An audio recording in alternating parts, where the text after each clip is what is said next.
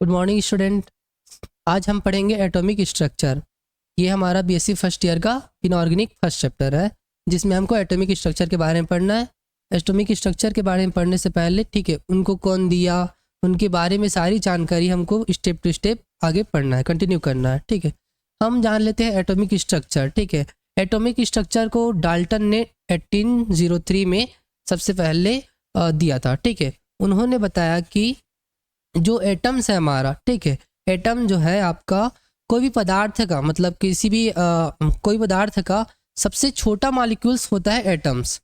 जो कि आगे कंटिन्यू साइंटिस्ट आते गए, उनका मानना था कि डाल्टन थ्योरी को उन्होंने क्या किया, रिप्लेस करते गया। ठीक है, उनमें कमियां निकालते गया और बताया कि जो एटम्स जो है सबसे छोटा मॉलिक्यूल्स ना होकर, वो जो एटम्स है हमारे छोटे छोटे पार्टिकल, जैसे कि इलेक्ट्रॉन,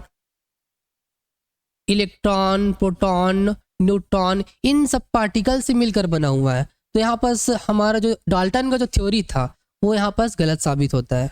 ठीक है, क्यों गलत साबित हुआ? क्योंकि जो हमारा उनका कहना था कि जो हमारे कोई भी एटम्स है, ठीक है, वो सिर्फ ऐसा एटम्स है जो इंडिविजुअल है, ये कहना था उनका, कि मतलब इसको हम लोग और पार्टिकल्स में नहीं तोड़ सकते। लेकिन जब बाकी साइंटिस्ट आए, रदरफोर्ड आया, ठीक है, रदरफोर्ड, थॉमसन, ये सब जो आए, ठीक है, उन्होंने बताया कि इनके अंदर भी मतलब और ही पार्टिकल्स, प्रोटॉन, न्यूट्रॉन, इलेक्ट्रॉन्स, ये सारे आपके प्रेजेंट होते हैं। तो इससे हमको पता चलता है कि जो हमारा एटम्स है वो सबसे छोटा मॉलिक्यूल्स नहीं है। ठीक है, वो हमारा क्या है, इलेक्ट्रॉन, प्रोटॉन, न्यूट्रॉन पार्टिकल से मिलकर बना हुआ एटम है। ठीक है, इन्हीं सब एटम्स के बारे में पढ़ेंगे आगे। ठीक है, जैसे कि हम लोग ने पढ़ा था कि इलेक्ट्रॉन की खोज थॉमसन ने किया, ठीक है, न्यूट्रॉन की खोज चैडविक ने किया। इस प्रकार हमने क्लास 11 12 में पढ़ चुके हैं। ठीक है, ये सारी चीज़ें हमको अभी जानना है, बस उनके आगे जो एटम्स का स्ट्रक्चर है उनको समझना है। एटम्स के स्ट्रक्चर, अब एटम के स्ट्रक्चर को समझना है तो यहाँ पास ये भी जानना पड़ेगा कि एटम्स का मूवमेंट क्या है, एटम्स का पोजिशंस क्या है। इन सारी चीज़ों को समझने के लिए हमको आगे पढ़ना पड़ेगा। ठीक है, एटम्स की पोजीशन एवं एटम के स्टेप्स को समझाने के लिए उनके वेव लेंथ, उनके आपका मोमेंटम, इन सब का अध्ययन करने के लिए आपका साइंटिस्ट आते गया। वही सारी चीज़ें हमको स्टेप टू स्टेप पढ़ना है। अभी हमको पढ़ना है आज D Broglie equation. D Broglie equation, ठीक है, ये हमको पढ़ना है अभी, तो इन्हीं के बारे में पढ़ेंगे। ठीक है, चलो मैं क्लियरली लिखता हूँ इसको आराम से। आज का टॉपिक है आपका D Broglie equation. D Broglie equation क्या है, हमने क्लास 11 12 में भी पढ़े। क्लास 11 में था ये सिलेबस हमारा, तो आप लोग को थोड़ा बहुत तो पता होगा, नॉलेज होगा ही। बताइए आप लोग।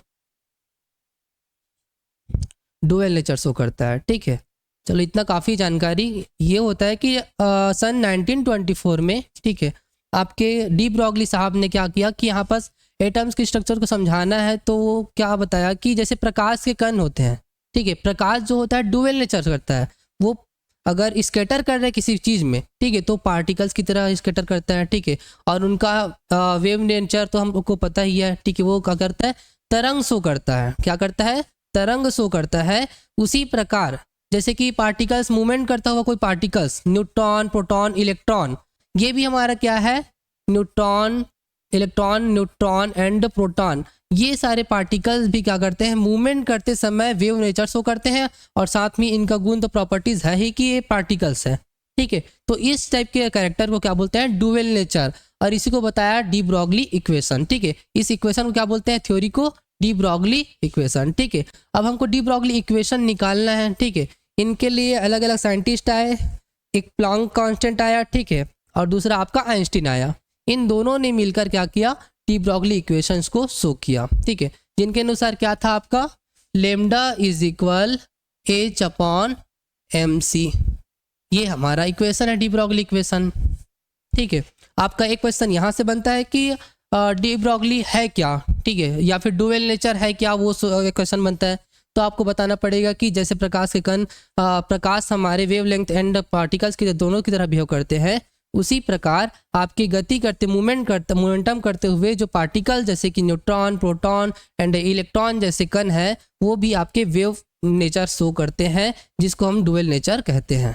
ठीक है, डुअल नेचर के तरीके से यहाँ पर क्या होता है, डी ब्रॉगली इक्वेशन का बात आता है। नेक्स्ट स्टेप क्या आता है, डी ब्रॉगली इक्वेशन। ठीक है, डी ब्रॉगली इक्वेशन हमारा lambda is equal h upon m c. ठीक है, ये सारी चीज़ें डिटेल हम पढ़ेंगे, अभी इक्वेशन निकालेंगे, फाइंड करने कैसे करना है डी ब्रॉगली इक्वेशंस का, ये सारी चीज़ें हमको पढ़ना है। ठीक है, तो यहाँ पर चलो फाइंड करते हैं डी ब्रॉगली इक्वेशंस को।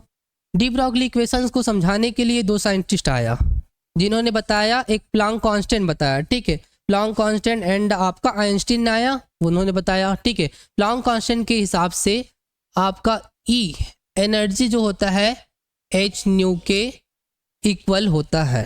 ठीक है, ये पहला इक्वेशन हो गया। ठीक है, किसने दिया था आपका,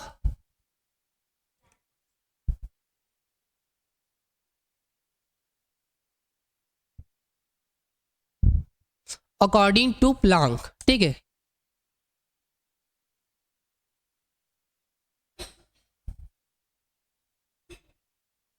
अकॉर्डिंग टू प्लांक। ठीक है, प्लांक के अनुसार E is equal H new, ये हमारा इक्वेशन नंबर फर्स्ट हो गया। ठीक है, अब एक आया साइंटिस्ट आपका आइंस्टीन आया। ठीक है, आइंस्टीन आया। ठीक है, आइंस्टीन के अनुसार जो था एनर्जी इज इक्वल था आपका एम सी स्क्वायर। ठीक है, ये हमारा इक्वेशन नंबर 2 हो गया। ठीक है, इन्होंने इनके हिसाब से देखो अलग अलग चीजें हैं यहाँ पास, एनर्जी ये भी है, एनर्जी ये भी है, लेकिन इनके हिसाब से एनर्जी हमारा एच न्यू के इक्वल था, लेकिन इसके हिसाब से एनर्जी हमारा एम सी के स्क्वायर के इक्वल था। ठीक है, अब एच क्या है, एम क्या है, एम सी क्या है, सारी चीजें हम देख लेते हैं। ठीक है, ई इज इक्वल है आपका, यहाँ पास मैं किनारे में लिख रहा हूँ, इज इक्वल है एनर्जी, किसका एनर्जी है, पार्टिकल्स का एनर्जी है। ठीक है, पार्टिकल्स जो ही कोई मूवमेंट कर रहा है उनका एनर्जी है। ठीक है, और यहाँ पास क्या है आपका एच इज इक्वल है प्लांक कांस्टेंट, प्लांक कांस्टेंट। ठीक है, एम इज इक्वल है mass of particle, mass of particle. अब पार्टिकल में आप न्यूट्रॉन प्रोटॉन जो भी लेना चाहे ले सकते हैं। ठीक है, और क्या बच गया, सी बच गया आपका, ये है मोमेंटम, मोमेंटम। ठीक है, मोमेंटम मतलब आपका वो संवेग। ठीक है, ये चीजें यहाँ तक क्लियर है आपका।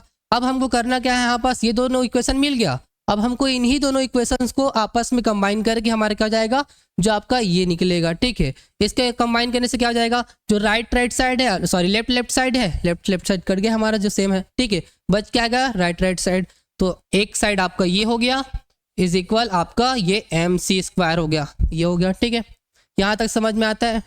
देखो अब आपको यहाँ पास अब पता होना चाहिए कि जो न्यू इज इक्वल होता है, न्यू इज इक्वल होता है आपका सी अपॉन लेमडा। क्लियर यहाँ तक। ठीक है, न्यू इज इक्वल आपका सी अपॉन लेमडा, यहाँ पास हो गया। ठीक है, अब हम क्या करेंगे, इन न्यू का जो है वैल्यू पुट करेंगे कहाँ पास, यहाँ पास, तो यहाँ पास क्या हो जाएगा h multiply by c upon lambda is equal M c square. ठीक है, अब देखो यहाँ पास आपका सिचुएशन ये है कि आप यहीं से सी को काट सकते हो, कैंसिल कर सकते हो। ठीक है, या फिर आप ट्रांसफर करने के बाद कैंसिल कर सकते हो, ये आपके ऊपर। चलो हम यहीं से करते हैं। ठीक है, हमने कैंसिल कर दिया, क्या बच गया आपके पास H lambda is equal M सी। यहाँ तक क्लियर है। और हमको चाहिए क्या, हमको चाहिए lambda is equal h upon m c. ठीक है, तो यहाँ पास क्या करेंगे, लेमडा को क्या कर दे, सॉरी लेमडा को ट्रांसफर कर देंगे और एम सी हमारा इधर ट्रांसफर हो जाएगा। ठीक है, तो क्या हो जाएगा lambda is equal h upon m c, ये हमारा इक्वेशन है, डी ब्रॉगली इक्वेशन। ठीक है, अब यहाँ पास देखो। ठीक है, यह क्या होता है कि हम चाहे तो ये इक्वेशन ले सकते हैं, या फिर हम चेंज करना चाहे तो हमको पता है कि P इज इक्वल क्या होता है,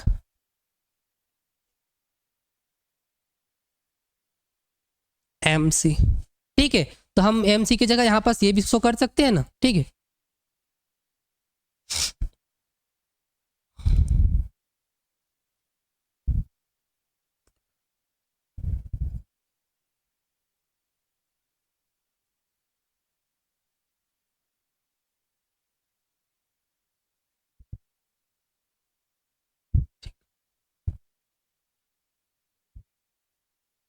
क्या हो जाएगा यहाँ पास P इज इक्वल MC, तो अब लेमडा इज इक्वल हो जाएगा आपका H/P। आप ये भी लिख सकते हैं, ये भी हमारा क्या है de Broglie equation. P means आपका संवेग होता है, हिंदी में बोला जाए तो संवेग, ठीक है। और वेलोसिटी आप, ठीक है, मोमेंटम, वेलोसिटी आप शो कर सकते हो वेलोसिटी को, ठीक है, वेलोसिटी। क्लियर यहाँ तक?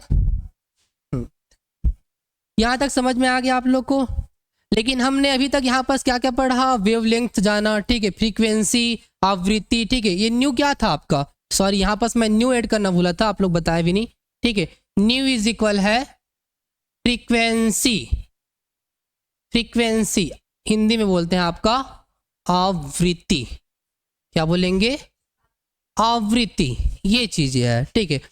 अब तो यहाँ पास देखो मैंने फ्रीक्वेंसी बोल दिया, वेवलेंथ बोल दिया, ठीक है, आपका वेलोसिटी बोल दिया, ये सारी चीजें आप पहली बार तो पढ़ रहे हो शायद, ठीक है। तो ये है कि हम इनके बारे में जान लेते हैं। ये तो हमारा डी ब्रॉगली इक्वेशन निकल गया, फाइंड हो गया, ठीक है। अब हम स्टेप टू स्टेप आपका वेलोसिटी हो गया, वेवलेंथ हो गया, फ्रीक्वेंसी है, इनको शॉर्ट में थोड़ा समझ जाते हैं, ठीक है।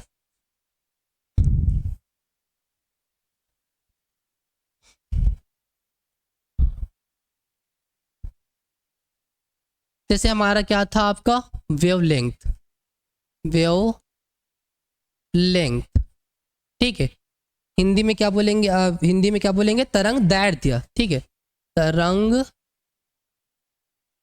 दैर्ध्य। मेरे हिंदी राइटिंग पे मत जाना आप लोग, ठीक है, मैनेज कर लेना। वेवलेंथ, ठीक है। तो वेवलेंथ है क्या, क्या होता है वेवलेंथ?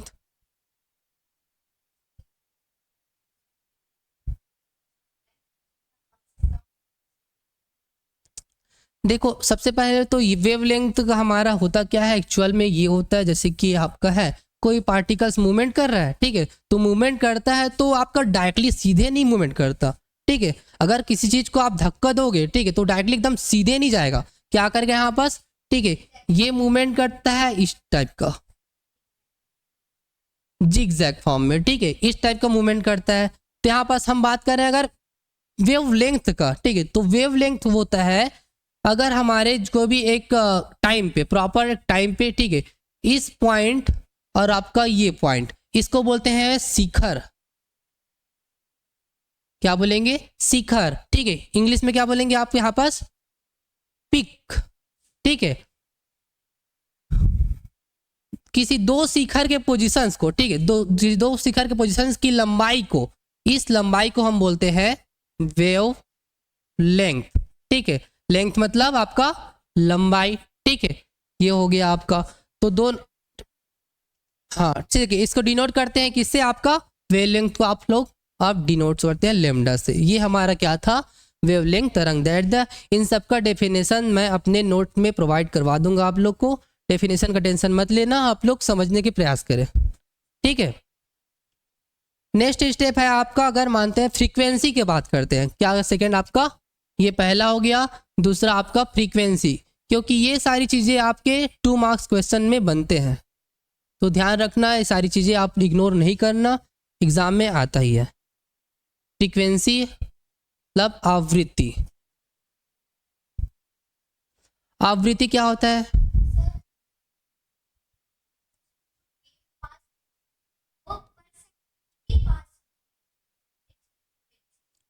हाँ ठीक है, राइट, सही बोल रहे हो आप, ठीक है। किसी एक सेकंड में, किसी एक सेकंड में वो जो लेंथ है, वेव लेंथ है, कितनी बार आपके चल रहे हैं, ठीक है, ट्रांसफर हो रहे हैं, वो हमारे क्या कहलाते हैं, फ्रीक्वेंसी कहलाता है। जैसे कि यहाँ पास क्या हुआ आपका,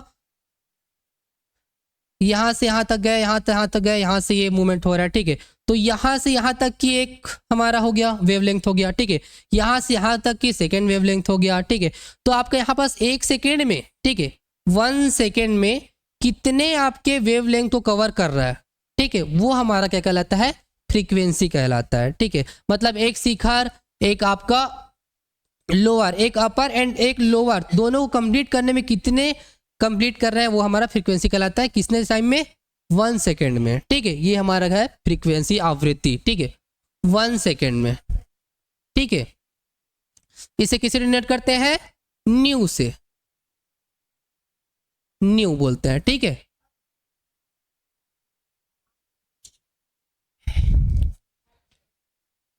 चलो आगे आगे पढ़ते हैं अपन, ठीक है। क्या बचा हमारे पास? वेलोसिटी, ठीक है। वेलोसिटी तो आप लोग को पता ही होगा क्या होता है वेलोसिटी। वेलोसिटी मतलब वेग। वेग क्या होता है? वेग तरंग द्वारा मतलब वेव द्वारा, ठीक है। तरंग द्वारा मतलब वेव द्वारा 1 सेकंड में कितनी दूरी चली गई, वो हमारा क्या कहलाता है? वेलोसिटी कहलाता है। अगर हम बात करते हैं अपनी वेलोसिटी का, मान लो, ठीक है, हम 1 सेकंड में या फिर 1 घंटे में कितना किलोमीटर हम दूरी तय कर रहे हैं, वो हमारा क्या कहलाएगा? वेलोसिटी कहलाएगा, ठीक है। आपका इलेक्ट्रॉन्स का वेलोसिटी अलग होता है, प्रोटॉन्स का वेलोसिटी अलग होगा, आपका सारी चीज़ें पार्टिकल्स का, प्रकाश की वेलोसिटी हमारा अलग होगा। सबका एक वेलोसिटी होता है कि मतलब वो एक टाइम में, निश्चित टाइम में कितने दूरी को तय कर सकता है, वो हमारा वेलोसिटी कहलाता है, ठीक है। वेलोसिटी को किसे डिनोट करते हैं हम लोग? v से करते हैं, ठीक है। ये चीज़ें हैं, इनका डेफिनेशन सारी चीज़ें मैं नोट में प्रोवाइड करा दूंगा, ठीक है। यही अब देखो यहाँ पास हमने 3 चीज़ें पढ़ा, वेवलेंथ, फ्रीक्वेंसी एंड वेलोसिटी।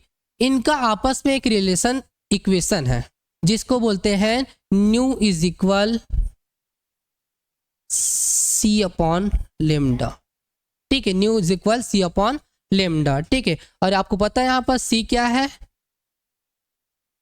प्रकाश का वेग, ठीक है। वेलोसिटी ऑफ लाइट, ठीक है। वेलोसिटी ऑफ लाइट प्रकाश का वेग है, ठीक है।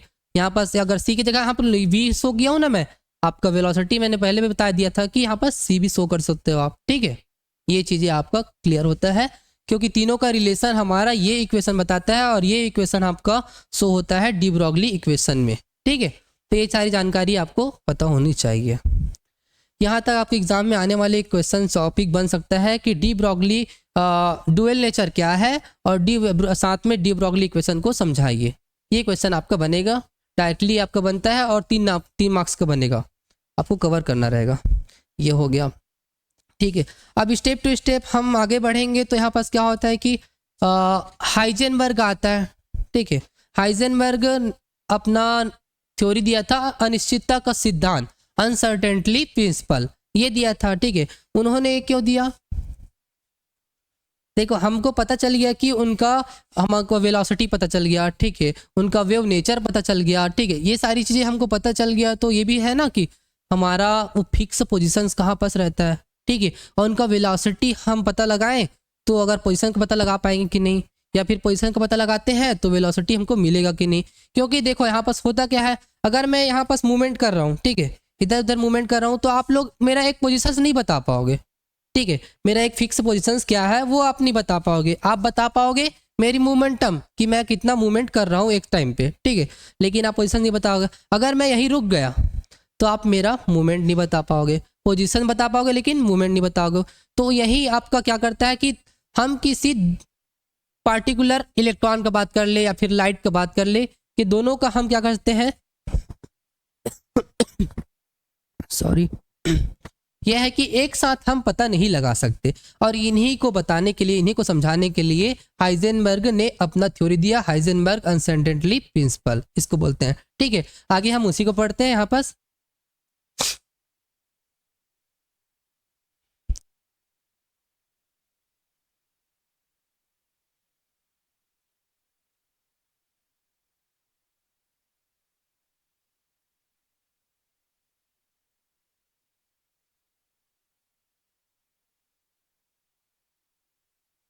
हाइजेनबर्ग अनसर्टेनिटी प्रिंसिपल, ठीक है।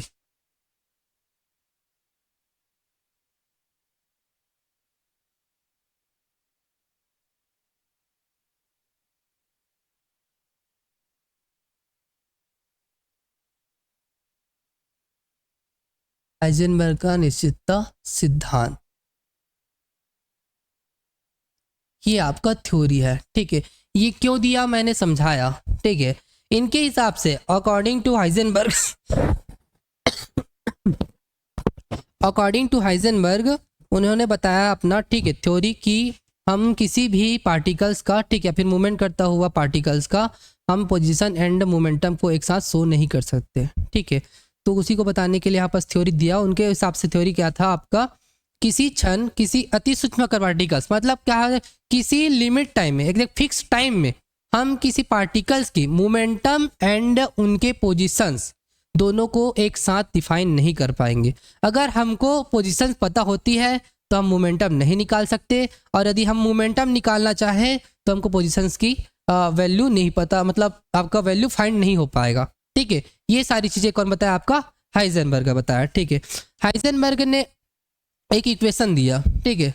इक्वेशन ये था कि अनिश्चितता पर था, अनसर्टेनिटी पर था, ठीक है। जैसे कि आपका अनिश्चितता पर सिद्धांत, उनका थ्योरी ये था, ठीक है, delta x multiply by delta p directly proportional to, sorry, greater than is equal to आपका h अपॉन 4 ये इनका इक्वेशन था, ठीक है। यहाँ तक समझ में आया, ये इक्वेशन था आपका, जो मैंने डेफिनेशन आपको बोल के बताया, ठीक है, वो डेफिनेशन है। उसके बाद इक्वेशन आप इतना लिखोगे, ठीक है। उसके बाद आप इसको समझा सकते हो, डिफाइन कर सकते हो। डेल्टा एक्स क्या है आपका, डेल्टा एक्स इज इक्वल क्या है, पी को तो आपको पता है मोमेंटम है, एक्स क्या हो जाएगा, पोजीशन, ठीक है। मतलब आपका पोजीशन में अनिश्चितता, पोजीशंस में अनिश्चितता, ठीक है। ये हमारा डेल्टा एक्स इज इक्वल हो गया, ठीक है। डेल्टा पी इज इक्वल क्या हो जाएगा, मोमेंटम में अनिश्चितता, मोमेंटम में अनिश्चितता, ठीक है। ये सारी चीजें आपको पता है यहाँ पास, ठीक है। एच तो आपको पता ही है कि प्लॉन्क कांस्टेंट है। इससे ये पता चलता है कि आपस में एक दूसरे का रिलेशन या क्या रहेगा, आपका इनवर्सली प्रोपोर्शनल रहेगा, ठीक है। जैसे आपका क्या हो जाएगा, हमारा delta x inversely proportional to 1 upon delta p हो जाएगा, ठीक है। इस टाइप का रिलेशन बनेगा। इससे पता चलता है कि यदि हम डेल्टा एक्स का वैल्यू फाइंड कर रहे हैं, अच्छे से फाइंड कर रहे हैं, ठीक है, तो हमको डेल्टा पी का वैल्यू उतना ही सही नहीं मिलेगा। मतलब अगर हम इसको सही फाइंड कर पा रहे हैं, अच्छे से फाइंड कर रहे हैं, तो ये हमारा वैल्यू हमको सही से नहीं मिल पाएगा, ठीक है। और यदि हमारा डेल्टा पी का वैल्यू मिल रहा है, ठीक है, तो हम ये सही नहीं कर पाएंगे, है ना, ठीक है। तो ये दो रिलेशन आपका ऐसे ही रहेगा, और इस रिलेशन को याद रखना, ठीक है। इससे आप कभी गलत साबित नहीं होगे, या फिर गलत नहीं होगा थ्योरी। कोई भी आप समझाना चाहो, अगर कोई आपसे पूछते हैं कि आपका पोजीशंस एंड मोमेंटम में क्या रिलेशन है, तो आपको ये बताना पड़ेगा, ठीक है। हाँ, एग्जाम्स में आने वाला क्वेश्चन है, इसलिए मैं फोकस कर रहा हूँ आपके इस क्वेश्चन पे, ठीक है, ठीक, वेलकम। आगे हम समझते हैं, ठीक है, इनको डायग्राम के, जैसे कि आपका समझना है इसको। अगर मान लो हमारे पास क्या है, ये एक पार्टिकल्स है, मान लो इलेक्ट्रॉन, ठीक है, ये एक पार्टिकल्स है आपका। अगर मैं यहाँ पास से कोई एनर्जी प्रोवाइड करता हूँ, ठीक, अगर मैं क्या करूँ यहाँ पास, ठीक, एनर्जी प्रोवाइड किया, ठीक, तो ये एनर्जी लेकर क्या करेगा, एनर्जी मिलते ही ये यहाँ पास से ऐसे करने लगता है, घूमने लगता है, ठीक है। एनर्जी मिलेगा मतलब रन करने लगेगा, ठीक है, मूवमेंट करने लगेगा, ठीक है। तो ये क्या था, उसका प्राइमरी पोजीशन था, ठीक है, प्रारंभिक पोजीशन था, हिंदी में बोलेंगे प्रारंभिक, इंग्लिश में प्राइमरी पोजीशन था, ठीक है, प्राइमरी पोजीशन था। लेकिन इनको ही क्या मिला, आपका एनर्जी मिला, ठीक है, क्या मिला, एनर्जी। एनर्जी मैंने प्रोवाइड किया, तो एनर्जी प्रोवाइड करने से क्या होता है, यहाँ पास ये मूवमेंट करने लगता है, ठीक है, फटाक से मूवमेंट करने लगेगा, और मूवमेंट करेगा तो इनका न्यू पोजीशन हमको मान लो यहाँ पास मिल रहा है, न्यू पोजीशन हमारा क्या हो जाएगा, यहाँ पास मिला, ठीक है। यहाँ तक क्लियर है, न्यू पोजीशन यहाँ तक मिला। क्यों मिला, क्योंकि भाई किसी चीज को आप धक्का दोगे, फोर्स लगाओगे, एनर्जी दोगे, तो क्या करता है वो, आपका मूवमेंट करने लगता है, ठीक है, क्योंकि उनको बाहर से एनर्जी मिलेगा, अंदर से एनर्जी मिलेगा उनको अंदर, ठीक है, तो मूवमेंट करेगा, ठीक है। तो मूवमेंट किया तो इनका पोजीशन चेंज हो गया। अब आप बताओ यहाँ पास, ठीक है, इनका अगर मैंने एनर्जी दिया, एनर्जी नहीं दिया था तो हमारा पोजीशन ये था, हमको फिक्स पता था। लेकिन मैंने मूवमेंटम किया, मतलब एनर्जी दिया बाहर से, तो ये मूवमेंट किया, तो आप अब बता सकते हो। और यहाँ पास इसका क्या हो जाएगा, हम देखना चाहें तो यहाँ पास ये मूवमेंट करता रहेगा, ठीक है, मूवमेंट करता रहेगा, तो हमको एक फिक्स पोजीशन का पता नहीं चल पाएगा। यही चीज़ है आपका कि पार्टिकल्स में किसी पार्टिकल्स को एनर्जी दो तो उनका मोमेंटम अगर करे तो पोजीशंस का पता नहीं चलेगा, अगर पोजीशंस को चाहिए तो मोमेंटम का पता नहीं चलेगा। ठीक है, यहाँ तक क्लियर है। यहाँ इस टॉपिक को बोलते हैं प्रकाश के फोटोन द्वारा इलेक्ट्रॉन पथ में परिवर्तन। इसका मतलब है, समझाता हूँ, ठीक है। मतलब हम क्या करते हैं यहाँ पास, फोटोन एनर्जी, क्या कर रहे हैं, फोटोन एनर्जी, फोटोन एनर्जी क्या कर रहे हैं यहाँ पास, प्रोवाइड करा रहे हैं, ठीक है, किसी पार्टिकल्स में। तो इनका क्या करता है, इनमें मोमेंटम चेंज होते रहता है, मतलब क्या होता है, पोजीशन चेंज होते रहता है इलेक्ट्रॉन की पोजीशंस। ये हमारा, ये भी थ्योरी आता है, ठीक है, ध्यान रखना, 2 नंबर में आता है।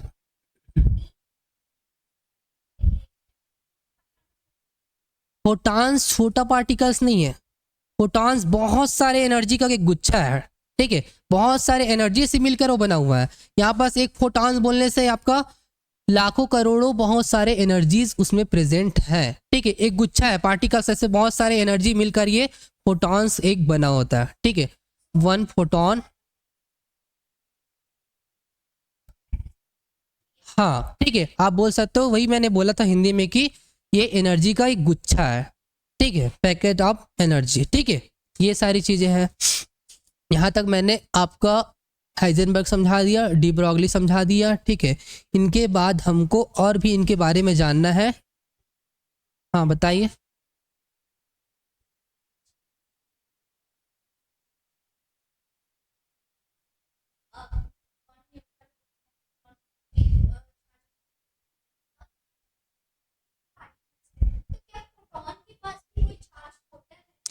फोटॉन के पास ऐसा कोई चार्ज नहीं होता, ये सिर्फ एनर्जी है आपका, ठीक है। चार्ज आपका पार्टिकल्स में होता है, लेकिन ये हमारा क्या है, एनर्जी पार्टिकल्स है, ठीक है, पार्टिकल ऑफ एनर्जी, ठीक है, मतलब बहुत सारे पार्टिकल्स मिलकर बना हुआ है एनर्जी, ठीक है। तो ये एनर्जीज है, यहाँ पास आपका पॉजिटिव नेगेटिव नहीं होगा, ठीक है, क्योंकि एक फोर्स है, ठीक है, एनर्जी है, इसलिए यहाँ पास में कोई चार्जेस नहीं होता, ठीक है। और कुछ, वेलकम। अब आगे अगर बढ़ेंगे हम लोग, ठीक है, तो आगे मैं अभी बढ़ जाता हूँ थोड़ा, लेकिन आप लोग को प्रिपेयर करके आना पड़ेगा इतने सारी चीज़ें, क्योंकि आप नहीं पढ़ोगे या घर पे जाके, ठीक है, इसको देखना, आप नोट्स बनाना, इसका मैं नोट्स प्रोवाइड करा दूंगा आप लोग को, और इस चीज़ को रिवाइज करोगे तभी आप पढ़ पाओगे आगे, ठीक है। हमको क्या करना है, अब एटम्स के ऑर्बिटल्स वगैरह जानना है, ठीक है। मतलब हमने क्लास 11th में पढ़े थे कि इलेक्ट्रॉन, प्रोटॉन, न्यूट्रॉन हमको तो मिल गया, वो सारी चीज़ें, वो रहता कहाँ है, ठीक है, इनका भी तो हमको जानना है ना।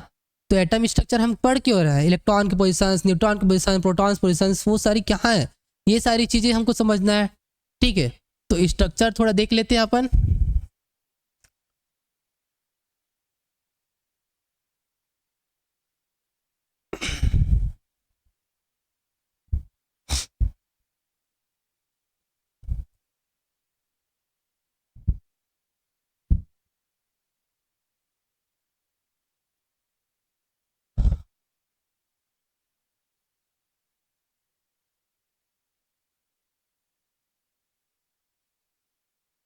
ये आपका स्ट्रक्चर हो गया, ठीक है।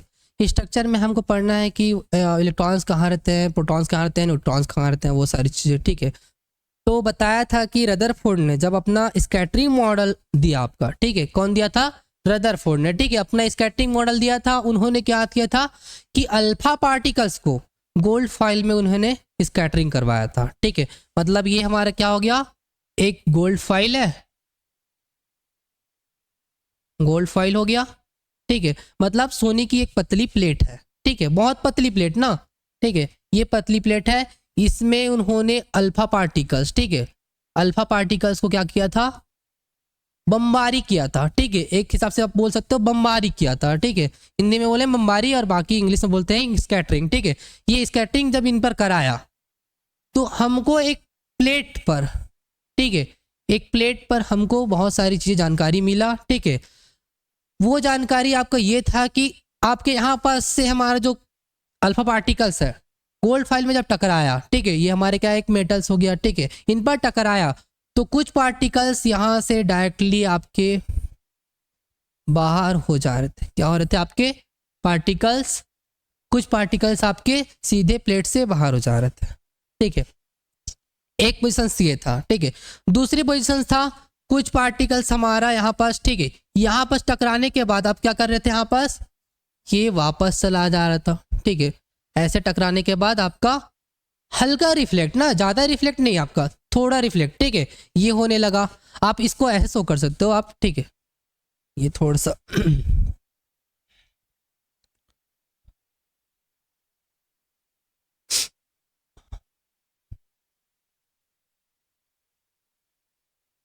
ये आप ये शो कर सकते हो, ये स्कैटर हुआ, ठीक है। आप इसको भी ऐसे शो कर सकते हैं कि देख लो यहाँ पर थोड़ा क्या हो रहा है, थोड़ा रिफ्लेक्ट हो जा रहा है, ठीक है। यहाँ हमको जाना यह चाहिए था ना, लेकिन थोड़ा हल्का रिफ्लेक्ट हो गया। ये दूसरा पोजीशन ये था। तीसरा ये था कि वो आपका यहाँ जाने के बाद कंप्लीटली वो रिफ्लेक्ट हो जा रहा है, कंप्लीटली, ठीक है। मतलब ये हमारा यहाँ गया, ठीक है, और यही आपका मुड़कर क्या हो गया, वापस इधर आने लगा, ठीक है। ये कंप्लीटली आपका ट्रांसफर पुनः वापस आ जा रहा था, ठीक है। इससे हमको तीन चीजें मिलता, ठीक है। मतलब ये जो आपका दिया, कौन दिया, आपका रदरफोर्ड, ठीक है। रदरफोर्ड ने आपको बताया, ठीक, रदरफोर्ड मॉडल बोलते हैं इसको। मैं ये सारी चीजें और आपको क्लियरली बताऊंगा, बट आपको अभी एटम का स्ट्रक्चर जानना है तो थोड़ा बहुत मैं बता रहा हूँ, ठीक है। रदरफोर्ड ने मॉडल दिया, ठीक है। उन्होंने बताया कि तीन चीजें मिला इनके जानकारी से, ठीक है। पहला, जो पार्टिकल्स आपके कंप्लीटली बाहर चले जा रहे थे, गोल्ड फाइल से टकराकर सीधा बाहर जा रहे थे, ठीक, उससे हमको पता चला कि एटम से कहीं ना कहीं आपके क्या है, होल्स प्रेजेंट है।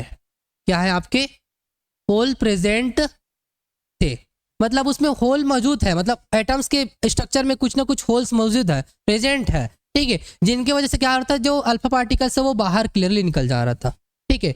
दूसरा से पता चला आपका कि कुछ पार्टिकल्स क्या कर रहे थे, थोड़ा सा डिफ्लेक्ट हो रहे थे, मतलब थोड़ा क्या हो रहा है, जहां जा रहे थे और थोड़ा सा दूर हट जा रहे थे, ठीक है। इसका मतलब है कि वहां कहीं नहीं कहीं न्यूक्लियस में, गोल्ड फाइल के न्यूक्लियस में क्या था, आपका नेगेटिव चार्ज, सॉरी न्यूक्लियस में बोलता हूँ, सॉरी, आपके कहीं ना कहीं वहां क्या है, आपके पॉजिटिव चार्ज थे, ठीक है। तभी तो पॉजिटिव पॉजिटिव को कम, सॉरी यहाँ पास थोड़ा सा मिस्टेक हुआ, यहाँ पास कि होगा क्या, यहाँ पास इनके जो एटम्स के स्ट्रक्चर है वहाँ कहीं ना कहीं नेगेटिव चार्ज थे, इस वजह से क्या हुआ, ये थोड़ा डिफ्लेक्ट हुआ, थोड़ा डिफ्लेक्ट हुआ। क्यों थोड़ा सा हुआ, क्योंकि भाई ये पॉजिटिव है, अल्फा पार्टिकल्स हमारे क्या है, पॉजिटिव, ठीक है, पूरा पॉजिटिव पार्टिकल्स है, और पॉजिटिव है तो वो नेगेटिव से जब टकराएगा तो क्या करेगा, एकदम से धड़ांग से टकरा रहा है तो थोड़ा सा डिफ्लेक्ट होगा, भले वो थोड़ा डिफ्लेक्ट होने के बाद वापस उससे क्या हो जा रहा है, चिपक जा रहा है, ठीक है, क्योंकि ये पॉजिटिव है और ये हमारा नेगेटिव है, ठीक है। ये था दूसरा। तीसरा था उनका कहना कि कुछ पार्टिकल्स उन्होंने देखा कि पूरा कंप्लीटली डिफ्लेक्ट हो जा रहा है, वहां से टकरा रहा है यहाँ पास, ठीक है, इससे टकरा रहा है और तुरंत वापस अपने ऊपर फिर से वापस आ जा रहा है, ठीक है। इससे मतलब समझ में आता है कि उनके जो न्यूक्लियस में, किसमें, आपके न्यूक्लियस में पॉजिटिव चार्ज प्रेजेंट थे, ठीक है, पॉजिटिव चार्ज प्रेजेंट थे, इस वजह से वो क्या हो जा रहा था, पॉजिटिव पॉजिटिव होने की वजह से वो डिफ्लेक्ट हो जा रहा था, कंप्लीटली डिफ्लेक्ट हो जा रहा था। क्योंकि भाई आप लोग मैग्नेट में पढ़े हो ना, जो पॉजिटिव पॉजिटिव चार्ज रहता है मैग्नेट का भी, वो भी आपस में दूर भागने लगता है, रिपल करने लगता है। यहाँ भी वही किया, यहाँ पर वो अपना रिपल करने लगा, ठीक है, और नेगेटिव के साथ वो अट्रैक्ट हुआ, इसलिए हल्का डिफ्लेक्ट हुआ। तो इनसे पता चला हमारे एटम्स के बारे में, ठीक है। अब एटम्स हमारा ये हो गया, मान लो एटम्स, ठीक है। तो न्यूक्लियस में आपका यहाँ पर कंप्लीटली डिफ्लेक्ट हो जा रहा था, इससे पता चल रहा था कि न्यूक्लियस में आपके पॉजिटिव चार्ज प्रेजेंट है, ठीक है। ये था आपका। दूसरी बात आपको समझ में आ रहा था कि वह कहीं ना कहीं आपके न्यूक्लियस के चारों तरफ हमारे इलेक्ट्रॉन प्रेजेंट है, ठीक है। तो ये क्या था, आपके यहाँ पास इलेक्ट्रॉन्स हमारे इधर प्रेजेंट थे, किसके, न्यूक्लियस के चारों ओर। तो अब तो हमको थोड़ा बहुत समझ में आ गया कि एटम्स का स्ट्रक्चर क्या था। एटम्स हमारा क्या होता है, इस टाइप का दिखता है, ठीक है, और इसमें आपके न्यूक्लियस में पॉजिटिव चार्ज प्रेजेंट रहते हैं और इनके चारों तरफ आपके इलेक्ट्रॉन्स मूवमेंट करते रहते हैं, इलेक्ट्रॉन्स मूवमेंट करते रहते हैं। ये चीज़ें था, ये रदरफोर्ड ने बता दिया, लेकिन रदरफोर्ड ने ये नहीं बता पाया कि इलेक्ट्रॉन का एग्जैक्ट पोजीशंस क्या था। इलेक्ट्रॉन्स, न्यूक्लियस तो हमको पता चल गया, चलो प्रेजेंट में न्यूक्लियस से प्रेजेंट है पॉजिटिव, लेकिन इलेक्ट्रॉन्स कहाँ पास रहते हैं उनके चारों तरफ, वो बता नहीं पाया, ठीक है। इनको बताने के लिए आपका बोर आया, ठीक है, जिनका नाम था नील बोर। ठीक है, नील बोर आया, उन्होंने बताया कि हमारे इलेक्ट्रॉन एग्जैक्ट है कहाँ। ठीक है, तो उनके हिसाब से देख लेते हैं, बोर के हिसाब से आपका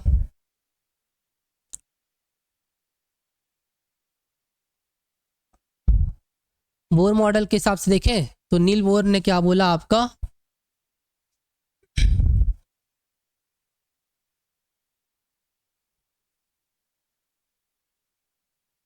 नील बोर, राइटिंग समझ नहीं आ रहा होगा ना आप लोग को, आ जाएगा, धीरे धीरे आदत हो जाएगी मेरे खराब राइटिंग की। ठीक है, नील बोर आया। ठीक है, नील बोर क्यों आया ये तो बता चुका मैंने। ठीक है, नील बोर इसलिए आया क्योंकि रदरफोर्ड ने बताया अपने मॉडल में कि हमारे एटम्स गोल से आकार के दिखते हैं। ठीक है, गोल आकार के दिखते हैं, उसमें आपके न्यूक्लियस में पॉजिटिव प्रेजेंट है, चारों तरफ आपके इलेक्ट्रॉन है, लेकिन वो चारों तरफ इलेक्ट्रॉन्स है, उनका पोजीशंस नहीं बता पाया, वही उनका कमजोरी था। ठीक है, नहीं तो क्या था, रदरफोर्ड को ही आपका वो माना जाता। ठीक है, लेकिन यहाँ पर बहुत सारे साइंटिस्ट क्यों आए, क्योंकि सबने अधूरा अधूरा थ्योरी दिया था।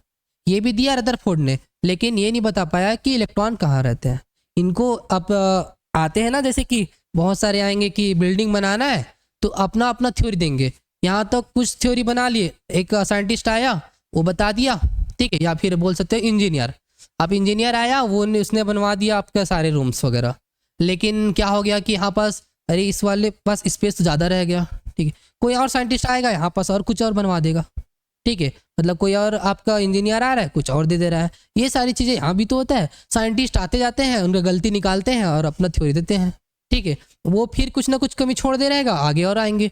ठीक, इस टाइप का क्या होता है कि थ्योरी कंप्लीट हो पाता है, अलग अलग साइंटिस्ट का अलग अलग दिमाग है। ठीक है, तो ये सारी चीज़ें यहाँ पास नील बोर आया। ठीक है, नील बोर ने बताया कि इलेक्ट्रॉन की स्थिति या फिर पोजीशंस, ठीक है, इलेक्ट्रॉन कहाँ प्रेजेंट है, वो सारी चीज़ें कौन बताया आपका, नील बोर ने बताया। नील बोर के हिसाब से ये था कि हमारा एटम्स में, एटम्स के चारों ओर आपके सेल प्रेजेंट होते हैं, एटम्स के चारों ओर क्या होते हैं, सेल प्रेजेंट होते हैं। ठीक है, ये सब क्या है, आपके सेल है। ठीक है, इसी सेल्स में इलेक्ट्रॉन प्रेजेंट रहते हैं। ठीक है, इसी सेल्स में क्या रहते हैं, आपके इलेक्ट्रॉन प्रेजेंट रहते हैं। ठीक है, जैसे कि यहाँ पास हो गया, यहाँ पास हो गया, यहाँ पास हो गया, यहाँ पास हो गया। ठीक है, तो इन्होंने बताया प्रेजेंट रहते हैं, तो इन सेल्स का नाम दिया गया। ठीक है, और कौन से सेल में कितने इलेक्ट्रॉन्स प्रेजेंट होंगे ये बताया किसने, नील बोर ने बताया। ठीक है, मतलब अगर आपको सेल्स हो गया, ठीक है, कि आपके क्या होंगे, चौथे नंबर का सेल्स हो गया। ठीक है, तो इन्होंने सेल का नाम दिया। सेल का नाम कैसे दिया आपका, KLMN इन्होंने ये दिया। ठीक है, के जैसे कि हमारा ये पहला सेल को के बोल दिया गया, दूसरे को एल बोल दिया गया, तीसरे को एम और चौथे को एन। इस प्रकार आपके आगे और ये बढ़ते जाएंगे। ठीक है, मतलब इस टाइप का दे दिया, सेल का नाम दे दिया। ठीक है, और उन्होंने बता दिया कि सभी सेल्स में कितने इलेक्ट्रॉन प्रेजेंट हो सकते हैं। ठीक है, उन्होंने बता दिया कि यहाँ पास कि हमारे जो सेल्स हैं KLMN हो गया। ठीक है, इनमें सब में आपके 2n स्क्वायर इलेक्ट्रॉन प्रेजेंट होंगे। ठीक है, प्रेजेंट होंगे, ये इतने ही इलेक्ट्रॉन प्रेजेंट हो गए। ठीक है, अब ये समझ नहीं आ रहा होगा आप लोग को 2n स्क्वायर मैंने क्या लिख दिया, ये सारी चीजें। ठीक, तो 2n स्क्वायर ये होता है कि यहाँ पास जो n का मतलब, इसका मतलब n है ना। ठीक है, n का मतलब है 1 2 3 4 5, आप जहां तक जाओ ले सकते हो। ठीक है, ये चीज ये था। तो यहाँ पास अगर मैं पुट करता हूँ के सेल नंबर k में, ठीक है, सेल नंबर k के लिए 2n स्क्वायर 2 फार्मूला फो करना है, तो k के लिए n का वैल्यू क्या हो जाता है, LMN, इस टाइप का आपका बनेगा। ठीक है, तो ये सारी चीजें आप फॉलो करोगे, मतलब है n का वैल्यू k के लिए कितना है, 1 है। ठीक है, तो इस फार्मूला में फो करूंगा तो क्या हो जाएगा, 2, n का वैल्यू 1, ऊपर में स्क्वायर आपका, और 1 1 जा 1 ही होता है। ठीक है, तो क्या हो जाएगा आपका 2 × 1 = 2। तो सेल नंबर 1 में आपके सेल नंबर k में अब कितने इलेक्ट्रॉन प्रेजेंट रहेंगे, 2 इलेक्ट्रॉन ही प्रेजेंट रहेंगे। उसी प्रकार आप इसको भी निकाल सकते हो, सेल नंबर एल के लिए 2n² 2 इज इक्वल, n का वैल्यू कितना हो जाएगा यहाँ पास 2, तो 2 2 ज़ा 4 और 2 × 4 इज इक्वल कितना हो जाएगा आपका 8 इलेक्ट्रॉन प्रेजेंट होंगे। समझ में आएगा? इसका मतलब यह है कि यहाँ पास उतने ही इलेक्ट्रॉन भर सकते हो आप, ज़्यादा एक्स्ट्रा इलेक्ट्रॉन नहीं। आप 2 इलेक्ट्रॉन फिलअप किए, नेक्स्ट सेल में आप जितना इलेक्ट्रॉन अगर मान लो आ गया, क्लोरीन का बात करते, ठीक है, क्लोरीन का बात करते, क्लोरीन का सॉरी वापस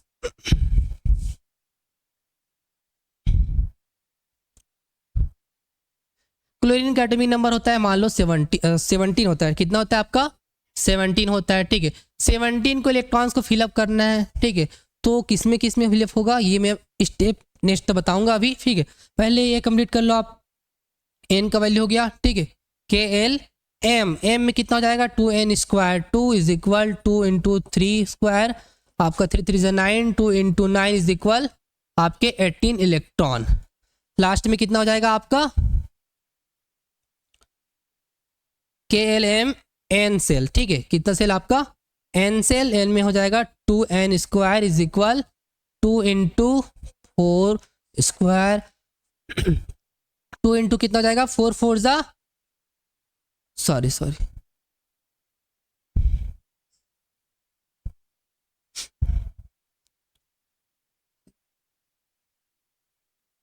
4 ज़ा कितना होता है 16 हमारा, ठीक है। 16 होगा कितना हो जाएगा 32 इलेक्ट्रॉन। अब समझ में आ गया आप लोग को कितना इलेक्ट्रॉन आ सकता है, ठीक है। इलेक्ट्रॉन्स कहाँ भरे जाएंगे आपके सेल्स में ही भरे जाएंगे, और सेल्स में कौन सेल में कितना इलेक्ट्रॉन भरे जाएगा स्टेप टू स्टेप। K में हमारा 2, L में आपका 8, M में आपका 18, ठीक है, N में आपके 32 इलेक्ट्रॉन। इस टाइप के इलेक्ट्रॉन्स आप फिलअप कर सकते हो, ठीक है। इससे ज़्यादा इलेक्ट्रॉन्स आप एक सेल में नहीं भर सकते, ठीक। यहाँ तक समझ में आया?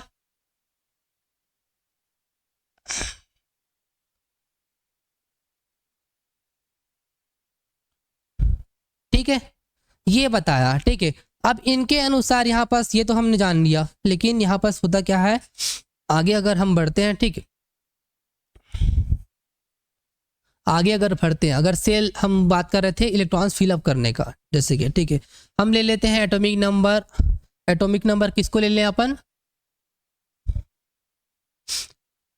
हाइड्रोजन से लेते हैं, ठीक है। हाइड्रोजन हो गया आपका, हाइड्रोजन हो गया, हीलियम हो गया, लिथियम हो गया, बेरिलियम हो गया, boron, carbon, nitrogen, oxygen, fluorine और आपका नियॉन, ये हो गया, ठीक है। नियॉन यहाँ तक क्लियर है, आपका फ्लोरीन और नियॉन हो गया, ठीक है।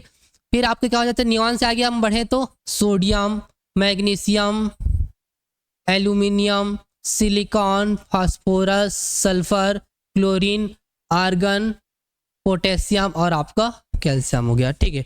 यहाँ तक हम फिलअप कर सकते हैं अपन। एटॉमिक नंबर हाइड्रोजन का 1 होता है, 2 होता है, 3 होता है, ठीक है। अगर बात करूँ इसका, ठीक है, तो एटम हो गया, ये हमारा न्यूक्लियस हो गया, सेल नंबर 1, ठीक है। अब देखो यहाँ पास क्या हो जाएगा, हाइड्रोजन के पास एक ही इलेक्ट्रॉन है, ठीक है, और सेल नंबर 1 में कितने इलेक्ट्रॉन आता है आपका 2 इलेक्ट्रॉन आता है, मतलब यहाँ पास हमारा इलेक्ट्रॉन्स आ गया, ठीक है। बाकी सेल की जरूरत है नहीं है, क्योंकि आपका एक आ गया, K में हमारा एक ही 2 इलेक्ट्रॉन आता है, उसमें से एक ही इलेक्ट्रॉन है तो एक हमने फिलअप कर दिया।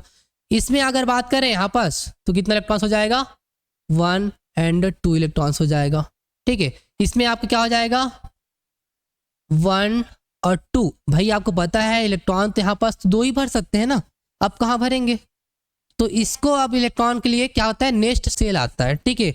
जो आपका एक्स्ट्रा इलेक्ट्रॉन है थर्ड वाला वो आपका नेक्स्ट सेल में आ जाएगा, मतलब आपका थर्ड इलेक्ट्रॉन यहाँ प्रेजेंट हो जाएगा, ठीक है। फिर आपका क्या आ जाएगा बेरिलियम आया, सेल नंबर 1 आया, सेल नंबर 2 आया, ठीक है।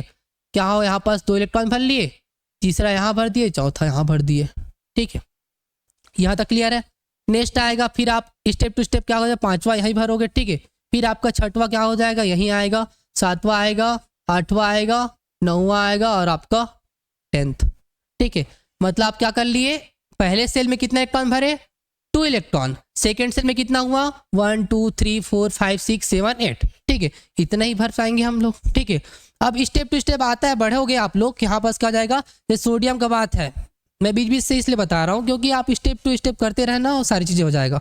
ये है सोडियम का बात है, सोडियम को मैं तोड़ू तो क्या होता है 281। इसका मतलब है पहले सेल में कितना इलेक्ट्रॉन्स आएगा, 2 इलेक्ट्रॉन्स आ जाए। सेकेंड सेल में कितना इलेक्ट्रॉन्स आएगा, 1 2 3 4 5 6 7 8 आ गया।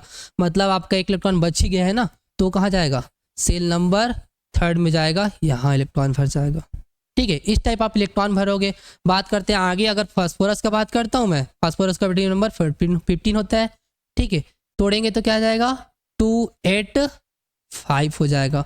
इसका मतलब आपका न्यूक्लियस हो गया। सेल नंबर 1 में कितने इलेक्ट्रॉन्स आएंगे, 1 2। ठीक है, सेल नंबर 2 में कितना होना चाहिए, 1 2 3 4 5 6 7 8 हो गया।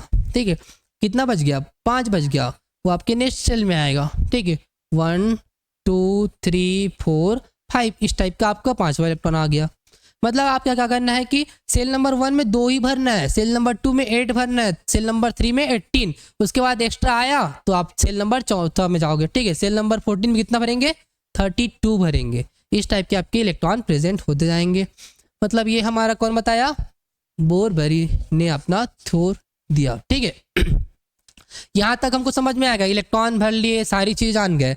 अब हमको आगे पढ़ना है। ठीक है, ऑर्बिट भी जान लिया, ऑर्बिटल। अच्छा हाँ, ऑर्बिट क्या होता है, ऑर्बिटल क्या होता है, वो सारी चीजें हैं। ठीक है, तो यहाँ पर देख लो डायरेक्टली अपना ऑर्बिट का बात करते हैं। ठीक है, तो ऑर्बिट होता है न्यूक्लियस के चारों ओर सेल्स, ठीक है, जहां पास इलेक्ट्रॉन पाए जाते हैं। ठीक है, वो हमारा ऑर्बिट हो गया। लेकिन ऑर्बिटल, ऑर्बिटल उसको बोलेंगे जहां पास इलेक्ट्रॉन के पाए जाने की प्रायिकता होगी, मतलब प्रायोरिटी ज्यादा होगी कि हमारा इलेक्ट्रॉन्स यहाँ है, तो इसी को बोलेंगे ऑर्बिटल। समझ में आ रहा है आप लोग को। ठीक है, इलेक्ट्रॉन के पाए जाने की प्रायिकता, पाए जाने की प्रायिकता, या फिर बोल सकते हो पॉसिबिलिटी ऑफ इलेक्ट्रॉन। ठीक है, प्रायोरिटी, ये इसमें प्रायोरिटी वाला हो जाएगा ना, क्या है कि आपका पॉसिबिलिटी तो यहाँ पर पूरा किसी भी जगह पा सकता है, लेकिन आपके प्रायिकता ज्यादा पाए जाने की, मतलब इलेक्ट्रॉन यहीं पाएगा, मतलब यहीं पाएगा, उसको बोलेंगे ऑर्बिटल्स। ठीक है, बाकी ऑर्बिटल्स वगैरह हम लोग आगे कंटिन्यू करेंगे। ठीक है, नेक्स्ट क्लास में। चलो, थैंक यू।